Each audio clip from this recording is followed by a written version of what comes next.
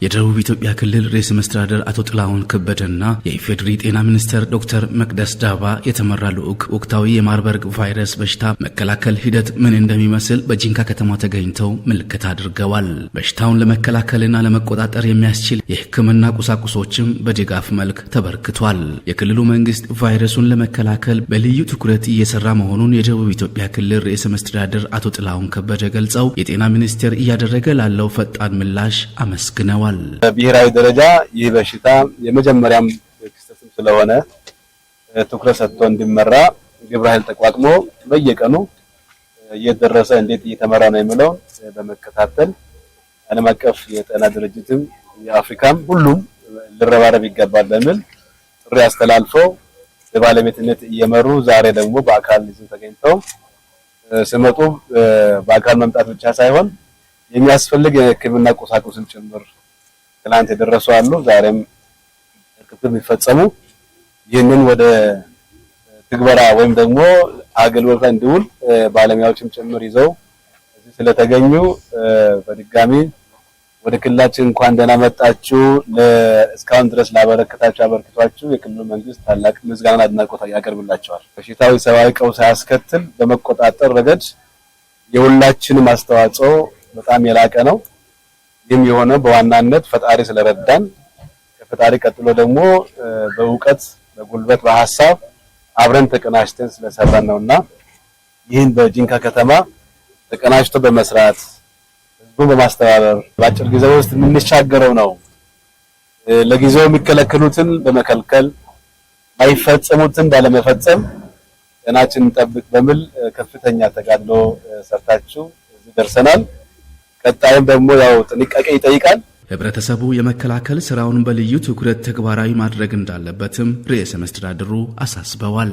የመጡ ቁሳቁሶችንም ግልጋሎት ላይ እንዲውልና በሽታው ስርጭትን የሚያባብሱ ጉዳዮች ላይ የህዝብ እንቅስቃሴ በመከላከል ረገድ ያው ተጠንቅቀን መሻገር ነው።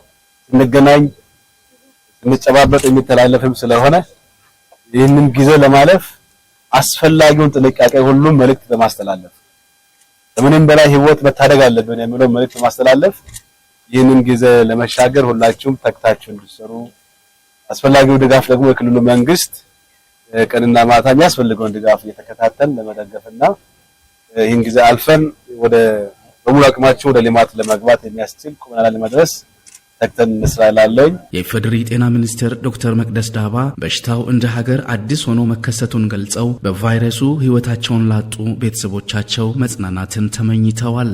የማርበርግ በሽታ ለመጀመሪያ ጊዜ በሀገራችን ውስጥ ተከስቷል። ይህንን ካወቅንበትና በተለይ ደግሞ ልብን በሚሰብር ሁኔታ የሰዎችን ህይወት ባጣንበት በዚህ ጊዜ ላይ ነው እንግዲህ በዚህ በጂንካ ከተማ በዚሁ ደግሞ ሆስፒታል ውስጥ በተለይ ደግሞ አገልግሎት ሲሰጡ የነበሩ ባለሙያዎችም ለአገልግሎት በህብረተሰባቸውን በሚያገለግሉበት ጊዜ የትኛው በሽታ እንደሆነ በማይታወቅበት ነው ሁሉ አገልግሎት ስንሰጥ እጃችንን ከፍተን በራችንን ከፍተን የድንገተኛ ሕክምና አገልግሎታችንን ክፍት አድርገን ስለምንሰራ ህብረተሰባችንን ካገለገልን በኋላ ነው ምን እንዳለ ምን እንደሆነ የምናውቀው። በዚህ በሽታ ህይወታቸውን ያጡ ህብረተሰባችንን በሙሉ ከልባችን ልባዊ ሐዘኔን በዚህ አጋጣሚ መግለጽ ፈልጋለሁ። ዋናው የጤና አገልግሎት ተጠናክሮ እንደሚቀጥልና ቫይረሱን የመከላከል ስራውም በዚህ ልክ ተግባራዊ የተደረገ መሆኑንም ሚኒስቴሯ አብራርተዋል። ይሄ ዋናው አገልግሎታችን አይቆምም። እናቶች ይመጣሉ፣ ይወልዳሉ፣ ህፃናት ይወለዳሉ፣ ህክምና ያገኛሉ፣ አዋቂዎች፣ አዛውንቶች ሁሉም አገልግሎት ይፈልጋሉ።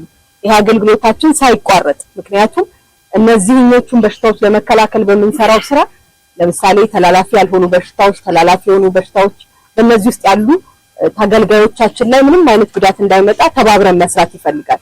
በደንብ የመረጃ ልውውጦቻችን ከመጀመሪያው ጀምሮ ከናንተ በመተሰጡን መረጃም ብዙ ነገሮችን ወስደናል።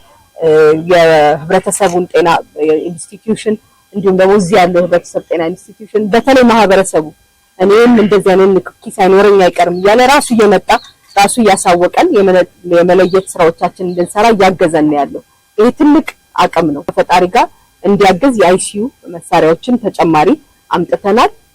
ያ እንግዲህ የአክሞ ማዳን ላይ ያለንን ትኩረት ለመጨመር የበለጠም ደግሞ ንክኪዎችን የመቀነስና ቤተሰብን ተጨማሪ አገልግሎቶችን ነፃ ሆኖ መጥቶ አገልግሎት ማግኘት እንዲችል የራሱን ኮንፊደንስ እንዲጨምር ያደርጋል። ህብረተሰቡ ቫይረሱ የሚተላለፍባቸው መንገዶችን ጠንቅቆ በመረዳት ሊከላከል ይገባል ሲሉም የጤና ሚኒስትሯ አጽንኦት ሰጥተዋል።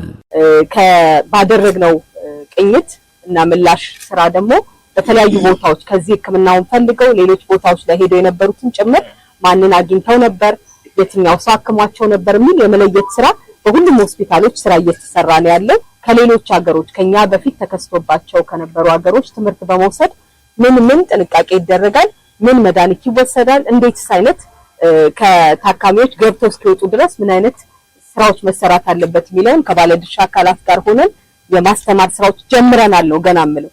መከላከያ ሆኖ ያገለግላሉ ምንላቸውንም መድኃኒቶች እንሰጣለን። ባለሙያዎች በደንብ የሚሰጧቸው ምክሮች በተለይ ታካሚዎቻችንና ልክክ ያለ የሚባልባቸው ቦታዎች ላይ ለዚህ የሚሰጧችሁን መረጃዎች በደንብ ከባለሙያ ብቻ እየተቀበላችሁ ትክክለኛ አገልግሎት እንድታገኙ በዚህ አጋጣሚ ማሳሰብ ፈልጋለሁ።